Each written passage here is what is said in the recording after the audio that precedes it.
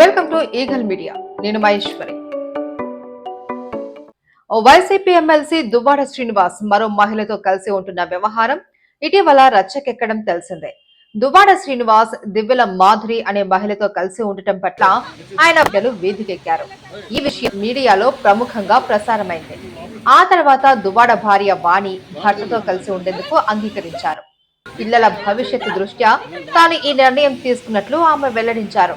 దువ్వాడ మాత్రం ససేమిరా అంటున్నారు. తనను బజారుకిడ్చిన వాణితో ఇక తాను కలిసి ఉండలేను అని ఆయన చెప్తున్నారు.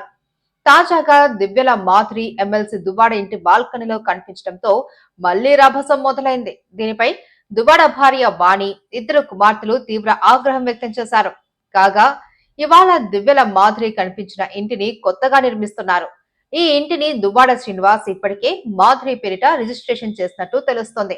గత కొన్ని వారాలుగా వాణి, ఆమె ఇద్దరు కుమార్తెలు ఈ ఇంటి ముందే నిరసన కొనసాగిస్తూ ఉన్నారు. తాజాగా ఆ ఇంటికి దివ్యల మాధురి రావడంతో వారిలో ఆవేశం కట్టలు తెంచుకుంది.